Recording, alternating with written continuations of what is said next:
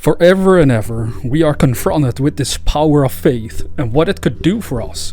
To have faith in yourself, to have faith in God, to have faith in whatever you desire to realize. Now, if we take the term faith, then first of all, I wanted to remind you that Neville Goddard's description of faith is pretty interesting, which simply stated that it is loyalty to the unseen reality. Now, what is unseen, of course, first originates in your own imagination. So the question becomes, are you loyal to the very things that you can perceive in your imagination? Because most people are only loyal and therefore full of faith in the things that they can observe physically speaking. But you see, physically speaking, we are perceiving all kinds of limitations in our lives. And therefore, if we let that control us, if we're loyal to those limitations, well, obviously, you can't outgrow them with that attitude. This is why we're called upon to have faith in the invisible, which in this case would be a dream that you might have. But you can take it further. You can also go straight towards God through faith, to become aware of the essence of the universe itself, of the spiritual side of your life.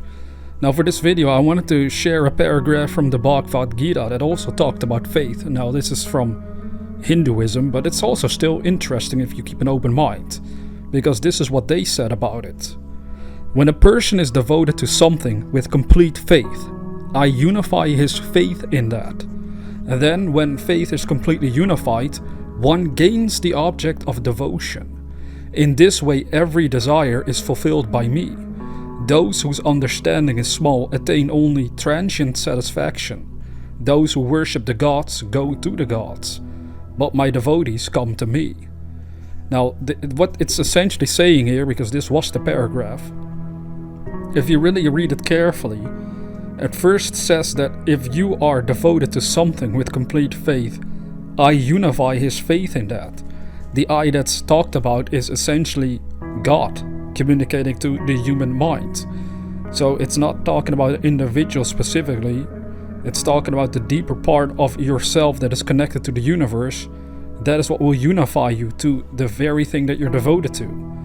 So you see, if you think about your dreams and goals in life, many people don't actually consider looking at it from a place of devotion, to actually be devoted to your own objectives.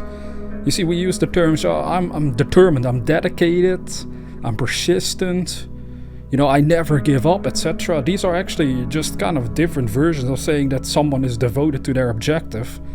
But to actually use the word devotion makes it more, you could say religious, it makes it more spiritual in my opinion, because devotion is usually indeed done to God. In most cases, that's what we think of. So imagine if you have total devotion to your dream. It's like being in love with your own dream and goal in life.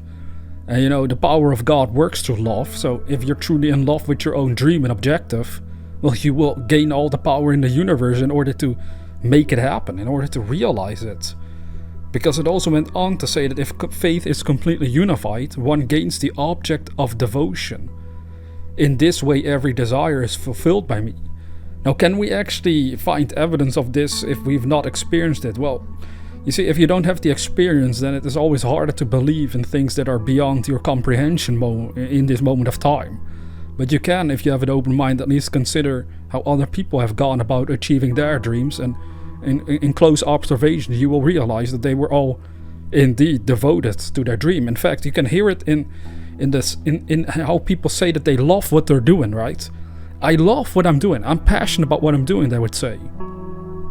Well, for me, I'm not gonna lie, studying these ancient scriptures every day, I do it literally every day, sometimes hours every day, in between my YouTube content and all the work that I might be involved in. I like to read, and then sometimes I do some stuff for fun, where it's not that serious, like I might play some games or hang out with friends or whatever, where it's not really about deep spiritual stuff, but it's a passion of mine, and I know that I'm pretty devoted to doing it, because for some reason I can't get enough of it. Like that's the truth. Now, with you can look at situations in your life that you're really passionate about, and then ask yourself, if you haven't realized the objective of your passion, is that because you've not been truly devoted to it? Because the problem for most people is that there's too many contradicting thoughts happening in their mind. But what we want to do is reach a place of clear, true, pure faith, and therefore devotion to one's objective, to what they really find most important in this current journey of theirs, because that's what your life is. It's a journey.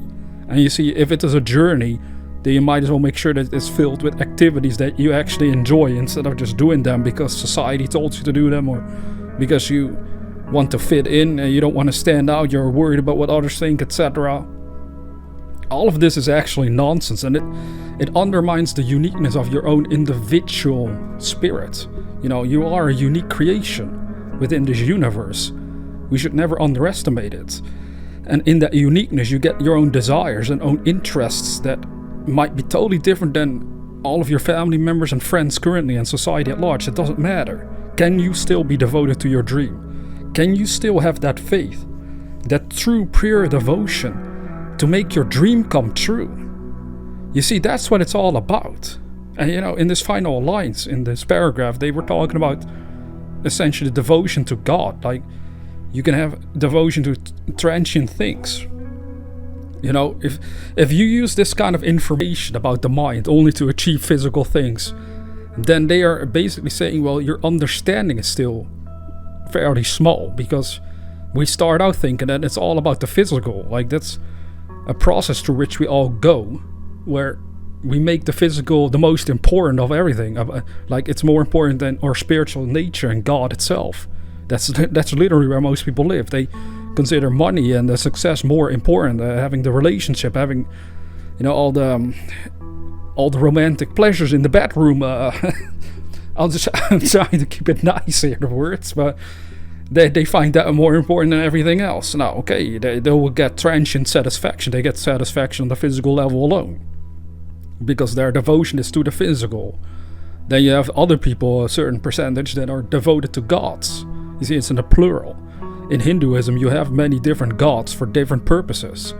In the Bible, they talk about one God, one Father in heaven, that is Father of all. Well, in Buddhism, they don't talk about God at all. They talk about your own consciousness needing to awaken. But, you know, the awakening ultimately is the same as being reborn, as they say in the Bible, is to enter the kingdom of heaven, to at least, again, become one with this great creator, this one main substance out of which everything proceeded that we are currently experiencing. So many people, you know, they are devoted to worshipping many different gods in order to achieve stuff in their lives. And then it says at the end that my devotees come to me. Well, that's very similar to in the Bible, the whole attitude that you devote yourself entirely to God the Father. And that this is all highly spiritual, right? Because by doing this, if you were to do what it said there, to be devoted to God specifically, well, that is how you overcome this world. That is what it means when the words were written down, I have overcome the world, be of good cheer. I have overcome the world. Let not your heart be troubled. I mean, this is all about overcoming the entire physical structure of your existence itself in spirit, in your consciousness, to become completely detached from the physical and become one with the spiritual. And then you reach a point that the physical side of life doesn't really matter that much to you anymore. It's literally true. It sounds shocking to most people, and their egos mostly. They're like, how does that make sense? That sounds depressing. If you're not attached to this physical world, it sounds depressing. Well, that's because you haven't yet accepted perhaps the fact that it's all temporary. So why would you actually, realistically speaking, why would you be attached to the things that are by their nature temporary, right? This is what all religious texts and all these ancient scriptures have in common. They seek the eternal. Again, this was also in the Bible, written in Corinthians, that we know that the things visible are, well, temporary. There were certain words they used, I forgot from the top of my head, sorry, but it is in the Corinthians 2 somewhere. In the second book of Corinthians, there somewhere they said, you know, we don't look at the physical because it's temporary. We look at the invisible because we know that is the eternal. This is in Hinduism as well. In all these ancient scriptures, they have very much similarities on the matter. So what we're dealing with here is faith will help you achieve your objective, because it allows you to spiritually connect and remain loyal to the very thing you want to manifest, that you want to see in your life. That is what causes the energy of the universe to reshuffle itself. That is One of the ways to describe it is that the energy literally is reshuffling itself in your life, causing your physical reality to look differently, to become differently. That's why your results change around. If you have faith, if you have loyalty to your dream. You see, that's the only way how I can keep doing what I'm doing, regardless of what other people think about it, good or bad. It doesn't matter to me, because I remain loyal to my dream. That's the only thing that matters to me. That's the intensity you should have as well in your life, with your goals. At first it sounds kind of egotistical, arrogant perhaps.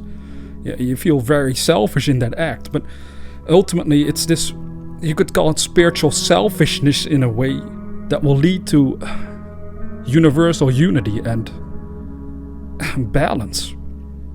It sounds like a paradox at first, because to be selfish, generally speaking, is negative. You see, physically, if you're selfish, then you don't care about the well-being of others. But you see, the universe, the essence, the deep essence of the universe cares about the well-being of all of creation. Therefore, if you're going to be selfish in that regard, to first reunite with that spiritual essence that exists within the universe, then you'll be compelled, and literally you can't help but you want what's good for the whole world, for the whole universe. So then your selfishness turns into something actually divine, because you're not interested in going away from it any longer. You see, that's why you could say God is selfish in that regard. People say, why does God not stop wars and all the horrors in the world? Well, you could say he exists in divine selfishness, in the sense that he loves creation so much, we can say, that he doesn't care what they're doing anymore. He just lets them be what they want to be and do what they want to do. And that's the kind of intensity you want to have concerning your own dream. So you learn to give yourself the realization of your dream through faith, through being loyal to whatever it is that you want to realize. And as you stay loyal, that is when it will move into form. That is when it can manifest itself in your world. I've done this with all kinds of goals throughout my years so far, and it has never failed me. But every time it did fail me, or at least seemed more difficult, is when I started doubting, when I started worrying, when I was not entirely full of faith and therefore loyalty to the unseen reality of my own dream, that vision in my imagination that I wanted to make a reality. You stay loyal to it by being in love with that vision. Literally, just fall in love with your own dreams. I know, it sounds crazy perhaps. People think, well, you can only fall in love with a person. How do you fall in love with a dream? Well, you fall in love with a dream the same way you do with a person. You just see the good in them. You can't help it. You feel attracted to another person, you fall in love with them, etc. You see the good in them at all times. That's what it means when you're in love. Now do the same for your dreams, because every time you doubt and worry in your dream, then it's like you're not seeing the good in your dream for that moment in time. So fall in love and then only see the good and the great things that can occur and can manifest itself from your dream. Once the dream has manifested for real, well, think about all the great things that can come out of that again. And it goes on and on and on, until one day you start to desire to be one with God. That's what it's all about ultimately. But you can't just jump there if you still have desires for physical things first and foremost. That's why you can use the power of faith to realize your objectives on earth. And then eventually you will use that same power to realize your objectives in the spiritual realm, which leads to heaven. Now, if you're new to this channel, consider subscribing to receive inspirational videos on a regular basis. And with that being said, dear viewer, never forget that we are the dreamers.